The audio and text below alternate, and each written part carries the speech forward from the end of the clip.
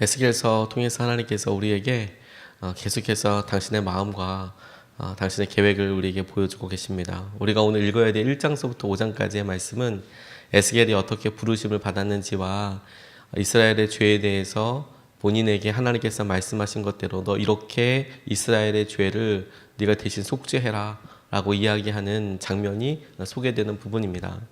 이 에스겔서를 읽을 때 우리가 먼저 좀 떠올려야 될 것이 무엇이냐면 에스겔은 2차 바벨론 포로 때 잡혀갔던 사람입니다. 그래서 지금 에스겔이 부름받고 있는 이 시점이 예루살렘 성이 멸망하기 전, 이스라엘 백성들이 완전히 멸망하기 전에 하나님께서 그를 부르시고 그리고 그가 부르심 받았던 곳이 바벨론이었다는 것입니다. 그렇다면 이 본문 말씀과 에스겔서가 우리에게 굉장히 중요한 질문 한 가지를 가져오게 됩니다. 아직 멸망하기 전에 하나님께서 에스겔을 포로지에서 하나님 말씀을 주시고 회개하러 이야기한다. 이것은 그들이 70년이 지난 다음에 회개해라 라고 이야기하는 것과는 굉장히 많은 다른 의미를 가져오게 되는 것이죠. 이 예레미야와 에스겔은 활동 시간이 거의 겹치는 부분들이 있습니다. 에스겔이 훨씬 더 나이가 어린 다음 세대이지만 예레미야와 에스겔이 활동 시기가 겹치게 되는데 그런데 둘이 만났었다고 생각되지는 않습니다. 왜냐하면 예레미야는 예루살렘 성 쪽에서 그렇게 활동을 하고 있었고 그가 에스겔 있는 바벨론에 편지를 보내긴 했지만 바벨론에 간 적은 없습니다. 반면에 에스겔은 아마도 어린 나이에 바벨론으로 잡혀갔을 거라고 사람들은 이야기하고 바벨론에서 부르심을 받았고 에스겔서 앞으로 읽다 보면 예루살렘과 관련된 예언들이 나오지만 그때에는 본인이 직접 와서 예루살렘의 여러 일을 보았다기보다는 그가 환상 중에 예루살렘 성을 보고 그리고 그가 예언하는 내용들이 나와서 둘이 만났다라고 이야기할 수 없지만 그럼에도 불구하고 그들의 말과 생각과 타입이 많이 닮아 있습니다. 제일 중요한 키워드로 담는 게 뭐냐면 마음이라는 단어입니다. 마음. 예레미야에게 있어서도 너희들에게 새 마음 줄 것이다 라고 이렇게 나와 있는데 에스겔서도 쭉 읽다 보면 너희들에게 부드러운 마음을 줄 것이다. 마음에 강팍한 것들이 팍팍한 마음들이 사라지고 부드러운 마음을 줄 것이다 라고 이야기하고 있는데 마음을 줄 것이다. 새 마음, 부드러운 마음을 주겠다라고 하시는 이 마음은 다른 선지서에서는 잘 발견되지 않습니다. 하나님께서 회개하라 라고 이야기하시고 그리고 말씀 앞에 서라 라고 이렇게 말씀하시지만 너희들에게 새로운 마음을 주고 그 마음이 성령의 인도하신 대로 이끌어가는 모판이 되는 것에 대해서는 이 에스겔서와 예레미야서가 아주 닮아 있습니다. 그런 의미에서 에스겔이 예레미야의 영적인 제자다. 서로 만나진 않았지만 흐름상으로 영적인 제자다라고 이야기하는 사람들도 있습니다. 오늘 이 본문 말씀을 통해서 그가 부르심 받고 하나님께로부터 그렇게 선지자로 세움 받게 된 그런 이유에 대해서 이야기하는 이 부분을 통해서 하나님께서 우리에게 도전하시는 것들을 같이 살펴보고 싶습니다. 첫 번째로 주목하고 우리가 같이 기도하고 싶은 것은 하나님 마음을 주십시오. 하나님의 마음을 주십시오. 이렇게 우리가 좀 간절히 기도하고 싶습니다. 1절서부터 4절까지의 말씀을 보면 이렇습니다. 그가 이르시되 인자야 내 발로 일어서라 내가 내게 말하리라 하시며 그가 내게 말씀하실 때에 그 영이 내게 임하사 나를 일으켜 내 발로 세우시기로 내가 그 말씀하시는 자의 소리를 들으니 내게 이르시되 인자야 내가 너를 이스라엘 자손 곧 패역한 백성 나를 배반하는 자에게 보내노라 그들과 그 조상들이 내게 범죄하여 오늘까지 이르렀나니 라고 이렇게 이야기하고 있습니다. 이 내용 말씀을 보면 내용 자체는 굉장히 간단합니다. 하나님께서 에스겔에게 말씀하셔서 너 내 말을 들어라. 내 말을 듣기 위해서 일어서서 내 말을 듣는데 그 말씀의 중심 내용은 패역한 백성들에게 내가 너를 보내겠다라고 말씀하시는 단순한 내용처럼 여겨집니다. 근데 이 말씀의 진위, 진짜 뜻은 지금 에스겔이 듣고 있는 이 말씀이 어느 시기인가라는 것이죠. 지금 비교적 젊었을 때라고 사람들은 추측하는데 그가 하나님의 말씀을 듣고 너 패역한 백성 이스라엘에게로 가라라고 듣고 있는 이 자리는 바벨론 땅이고 아직 예루살렘 성이 멸망하기 전에 이야기하고 있습니다. 그런데 만약에 70년이 지난 다음에 이스라엘 백성들이 이제 너희들 회복할 때가 됐다. 이제 정신 차려라. 이제 마음으로 너희들 회개하고 돌아와라. 이렇게 이야기한다면 이해가 조금 더 편안하죠. 뭐 특별히 이해를 하기 위해서 할 필요가 없습니다. 너희들이 이제 대가가 다 끝났고 너희들이 한 죄에 대한 벌이 다 끝났으니까 이제는 돌아와라. 깨어 있어라. 이렇게 이야기하는데 에스겔이 지금 이렇게 하나님께로부터 말씀을 듣고 있는 시점은 아직 예루살렘 성이 멸망하기도 전인, 다시 말해서 70년에 너희들의 이 죄에 대한 대가를 치러야 된다는 것이 시작도 하기 전에 너희들 내게로 돌아와라라고 이야기를 하고 계신다라는 것이죠. 이게 우리에게 갖게 되는 중요한 의미는 무엇이냐면 하나님께서 왜 이런 말씀을 하고 계실까? 이렇게 이야기하실 때에 하나님의 마음이 무엇인가라고 질문할 수 있게 해 주거든요. 우리가 하나님께서 나를 버리셨어. 내게 어려움이 있고 환난이 있어. 라고 이야기하는데 그때 실제로 느껴지는 마음은 만만치가 않습니다. 힘들기 때문에 그렇게까지 신음하고 그렇게까지 표현하는 것일지도 모르겠습니다. 하나님, 내가 이렇게 어렵고 힘든데 하나님 어디 계시고 내 이야기를 왜 듣지 않으십니까? 라고 이야기할 수밖에 없는 상황들이 있고 힘들고 아프지요. 그런데 힘들고 아프다라는 우리의 상황을 주목할 게 아니라 힘들고 아픈데 그런 일이 있기 전부터 하나님께서는 돌아와라. 내가 너를 사람들에게 보내서 그 힘들고 어려운 사람들에게 이야기할 수 있도록 내가 보낸다라고 하시는 하나님의 마음은, 본심은 진노와 그리고 그 죄에 대한 벌에 있는 것이 아니라 너희들이 시작하기 전부터 돌아오기를 원하고 계시는 것에 하나님 아버지의 마음이 있는 것이죠.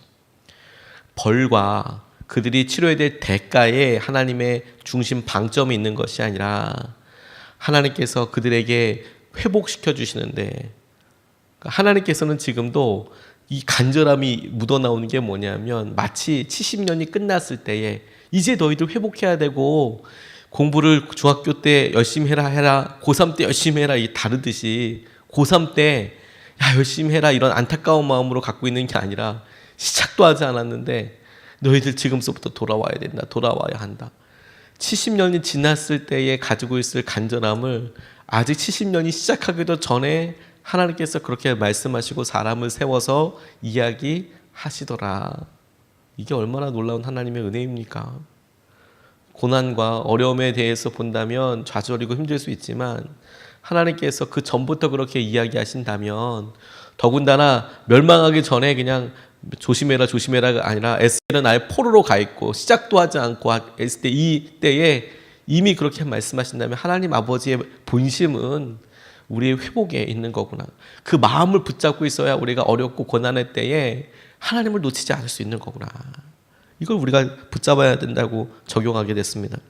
파커 팔머라는 사람이 다시 집으로 가는 길에서 미국 남부의 중서부 지역에 있는 농부들의 이야기를 언급하고 있는데, 미국도 눈이 많이 오는 지역은 정말 많이 옵니다. 뭐 시카고 같은 나라 도시 같은 경우에는 어떻게 눈 치우는 그런 일을 잘 짜느냐, 대책을 어떻게 세우냐에 따라서 시장이 되고 안 되고가 굉장히 중요한 단락의 이유라고 합니다. 눈이 뭐 엄청 많이 오니까 우리는 뭐 한 50cm 이 정도만 도 많이 오지만 미국에서는 뭐 1m 이 정도 오는 거는 그냥 오는 경우들이 많이 있어서 그게 굉장히 중요한 문제인데, 이 중서부에 집들을 이렇게 보면 뒷문에서 헛간까지 줄을 이렇게 메워두는 관습이 있답니다. 미국에서는 땅이 일단 조금 우리나라보다는 조금 더 널널하기 때문에 여러 위로 세우는 빌딩을 짓기보다 대지를 넓게 사서 건물을 여러 개 짓는 게 훨씬 경제적으로 쌉니다.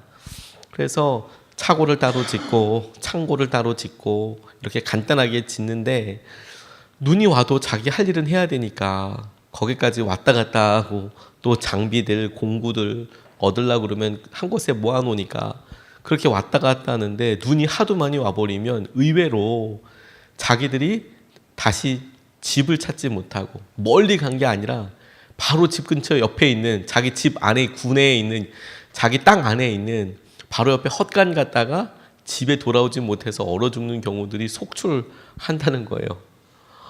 우리 생각에는 상상이 가지 않지만 눈이 그렇게 많이 오면, 그러면 만약에 끈을 묶어 놓지 않으면, 그리고 그 끈을 놓쳐버리면 거기서 계속 그렇게 헤매다가, 눈 속을 헤매다가 나중에 눈이 녹고 난 다음에 발견되는 수들이 있다는 거예요.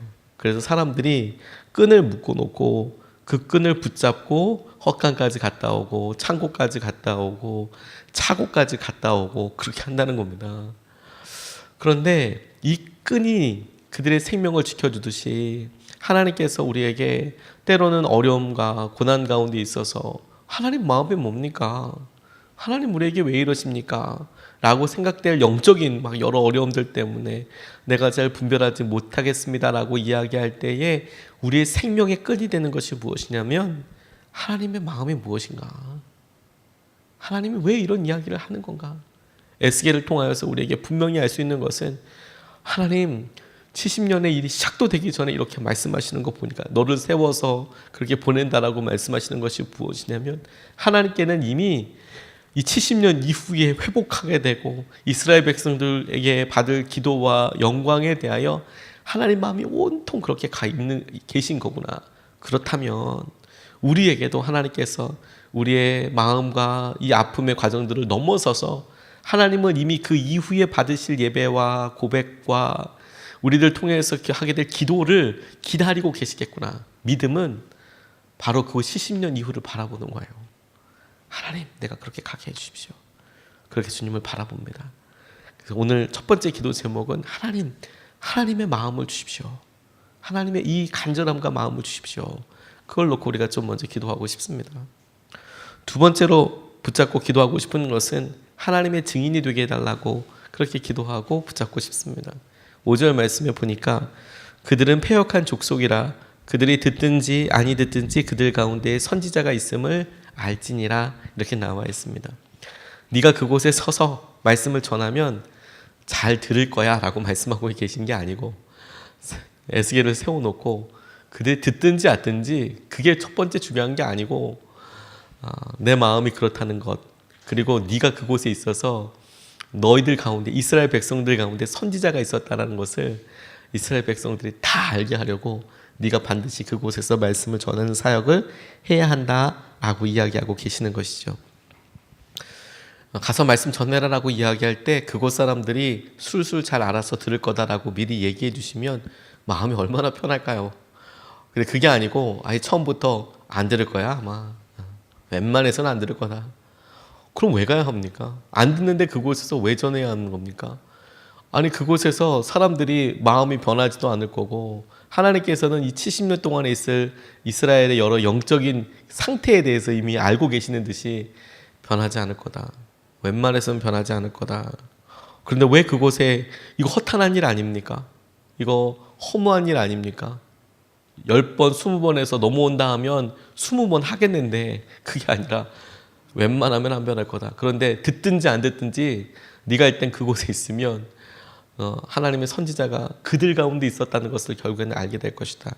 이렇게 이야기하고 계시는데 이 말씀을 계속 묵상하면서 제게는 이게 하나님께서 주시는 은혜와 마음의 표현이라는 생각이 들게 되었습니다. 허탄한 일이 아니라 이스라엘 백성들에게 선지자의 역할은 하나님의 말씀을 대언하는 사람이었습니다. 하나님의 말씀이 임하고 그 말씀이 이스라엘 백성들 가운데 있다라는 것은 하나님의 관심이 함께 있다는 것을 표현하는 것이기도 하고 하나님이 그들 가운데 함께하고 계신다라는 것을 나타내는 증거이기도 합니다. 아무리 패역했던 때라도 아합의 시대여도 하나님께서 엘리야를 보내주셔서 그들에게 말씀하신 것을 보면 아합처럼 타락하고 패역한 왕도 하나님 포기하지 않으시고 그 백성들을 하나님께서 저버리지 않으시고 끝까지 사람들 보내주셔서 저들을 회유하려고, 그들을 변화시키려고, 회개시키려고 그렇게 역사하셨구나.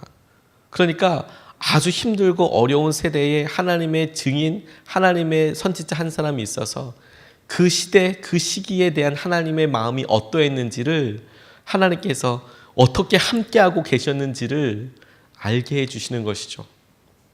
그래서 아합의 시대가 패역하다라고 사람들은 이야기하지만 하나님께서 아합을 포기했다라고 이야기하지는 못하는 거예요. 왜? 그곳에 하나님의 말씀이 있었으니까. 엘리야에게 지금 그거 하라는 거 아니겠습니까? 그리고 우리에게 그거 하라는 거 아니겠습니까? 우리의 가정에서, 우리의 직장에서 변한다 안 변한다, 우리는 그거 가지고 좌절할 때가 되게 많은데, 하나님께서는 우리에게 뭐라 말씀하시냐면, 네가 그곳에 있었다는 것이 하나님의 말씀과 하나님의 사람으로 그들을 변화시키기 위하여, 사랑하기 위해서 있었던 내 손길이 그곳에 있었다라는 것을 그들이 알게 될 것이다. 저는 그게 하나님의 증인이라는 생각이 들었어요. 하나님께 이게 필요한 거구나. 하나님께서 이런 어려운 시대 때, 어려운 시기에 내가 너희들과 함께 했다라는 것을 지나고 난 다음에, 그렇군요, 하나님 그때 함께 해주셨군요. 그렇게 알 수 있는 사람. 제가 방황하고 어려울 때 제가 잠시 어떤 교회에 다닌 적이 있었습니다. 사역 다 내려놓고 어느 교회 다닐 때 평신도 어떤 한 분이 정말 기가 막히게 섬겨주셨어요. 저에 대해서 잘 모르고, 성도님들이 처음에 얘기할 때 본인 밝히지 않고 그냥 오시잖아요. 자기가 어떤 사람인지 이런 거 얘기 잘 하지 않고 그냥 교회 다니는 것처럼. 그냥 그때는 제가 일반 대학원 다니고 있고 그럴 때였기 때문에, 어느 대학원 다니고 있고, 그것도 거짓말도 아니고, 내가 대학원에서 문학 전공하고 있다고 그렇게 이야기할 즈음이었는데, 그 집사님, 그때는 그냥 자매였습니다. 너무 잘해 주셨어요. 마음으로 다 섬겨주시더라고요. 마음으로. 처음에는 이분 왜 이럴까 싶었지만, 시간이 지나고 나니까 너무 고맙더라고요. 너무 고맙더라고요. 그 교회 오래 다니지 않았습니다. 오래 다닐 수도 없었습니다. 그런데 생각이 많이 나는 거예요. 그 지나고 난 다음에 하나님께서 내게 그분을 위로자로 보내주셨구나. 저는 누군가에게 주일 예배 오라고 신방전화 그분한테 처음 받아봤습니다. 주일 예배 몇 시에 와? 어디 앉을 거야? 어떻게 하자? 와라. 저보다 나이가 많으신 분이었거든요. 이렇게 하면 좋겠다. 와서 너 이런 것도 한번 해보지 않을래? 이렇게 한번 해봐라. 이렇게 권면도 주시고, 기도 제목이 뭐야? 이렇게 말하면 그래 내가 기도할게. 이렇게라도 이야기해 주시고, 그렇게 저뿐만이 아니라 저와 함께 있던 사람들 다 그렇게 챙겨주시는데, 그때도 고마웠지만 지나고 나니까, 그때 하나님께서 나와 함께하고 계셨다는 것을 제가 부인하지 못하는 게, 내가 그분 생각하니까 하나님께서 기가 막힌 순간에 나를 붙잡아 주시고 이끌어 주신 거구나. 내게 하나님께서 영광을 드러내 주시는 거구나. 이게 우리의 사역이에요. 이게 우리의 하나님 증인의 사역이에요. 일터행전이라는 책을 보니까, 기독교인으로서 이제 직장에서 활동하면서 어려움을 당하고, 이 장로님이 본인 스스로가 직장에서 할 수 있는 사역이라고 이야기한 재밌는 이야기들이 몇 가지가 있더라고요. 이분이 주목하게 된 기독교인으로서 술자리에 갔을 때, 혹은 회식 자리에 있을 때 할 수 있는 중요한 창조적인 크리에이티브 워크, 사역에 대해서 뭐라고 말하냐면, 첫 번째, 고스톱판에서 광팔기 사역이라고 이야기하더라고요. 돈 따지 않고 이 고스톱판에서 광을 자꾸 이제 팔아주는 거예요. 광이 뭘까요? 제가 여기를 안다고 해야 될까요? 모른다고 얘기할까 해야 될까요? 오광이 있지 않습니까? 이 광을 부지런히 팔아주는 거예요. 사람들 잘 따도록. 광팔기 사역이, 그걸 사역이라고 얘기하는데, 처음에는 그 사역이라고 얘기했을 때 공감을 했어요. 그래. 그리고 회식 술자리에서 꼭 필요한 주정 청취 사역이라고 이야기하더라고요. 똑같은 얘기를 네버엔딩 스토리로 계속 얘기하잖아요. 그런데 이분이 그걸 주정 청취 사역이라고 이야기하더라고요. 다 들어준다는 거예요. 그러면 처음에 한 말 또 하고, 그 다음에 회식할 때 또 똑같은 얘기하고, 또 하고, 또 하고, 또 하고, 그러다 보면 이 이야기하는, 주정하는 이분이 마음속에 어떤 고민이 있는지 다 알게 된다는 거예요. 그래서 정신이 깨고 나면 가서 이야기해 줄 수도 있고, 그리고 마음을 열어서 이 사람 지금 이야기하는 거니까, 자기가 술 취해서 이야기한다고 하지만 그거 다 기억나거든요. 그때 이야기해 준다는 거예요. 그렇게 살지 마라. 그리고 이런 사역도 있답니다.